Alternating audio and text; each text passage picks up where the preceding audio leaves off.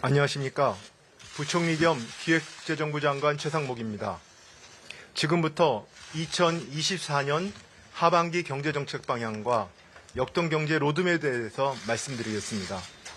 상반기 우리 경제는 1, 4분기 성장률이 반등하고 수출이 9개월 연속 증가하는 등 경기 회복 흐름이 이어져 왔습니다. 물가 상승률도 6월에 2.4%로 낮아지며 2%대에 안착하는 모습입니다. 하반기에도 물가 둔화 흐름과 수출 호조가 이어지며 연초 예상보다 높은 연간 2.6% 성장이 전망됩니다.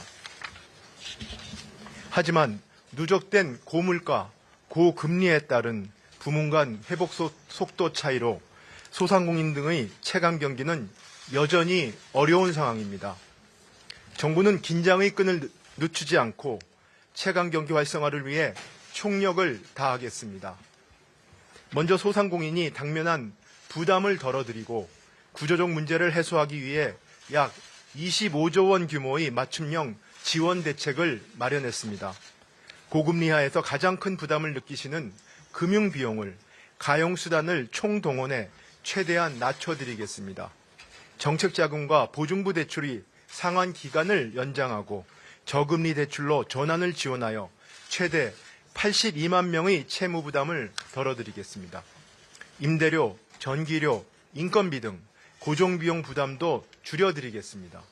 사업 확장을 모색하는 소상공인에게는 디지털화, 해외 판로 개척 등 경쟁력 강화를 적극 지원하겠습니다. 아울러 경영 악화로 힘들게 버티고 계신 소상공인들의 재기를 뒷받침하기 위해 새 출발 희망 프로젝트를 추진하겠습니다. 새 출발 기금을 10조 원 이상 확대해 약 30만 명의 채무 조정을 지원하겠습니다. 폐업 지원금 확대, 특화교육 프로그램 운영, 신용회복기간 단축 등으로 취업과 재창업 등 새 출발을 지원하겠습니다.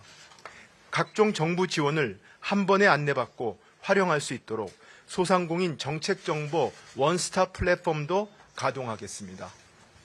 물가 안정과 내수 보강을 위한 정책 대응도 병행하겠습니다. 5.6조 원의 민생 예산을 신속 집행해 생계비 부담을 덜어드리겠습니다.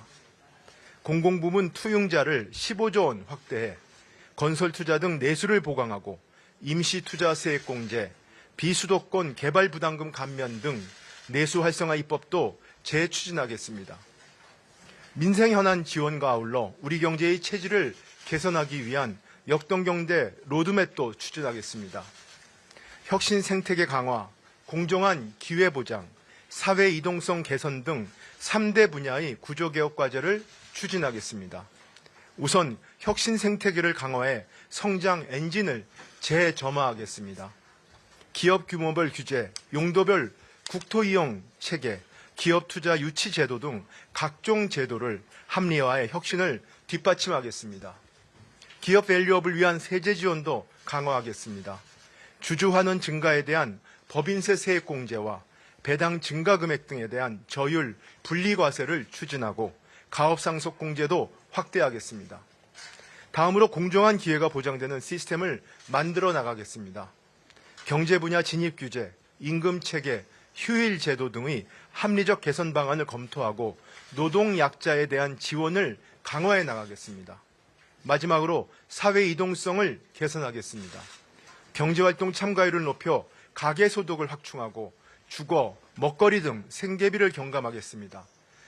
교육 시스템 혁신, 약자 보호 강화 등을 통해 계층 이동 사다리를 복원하겠습니다.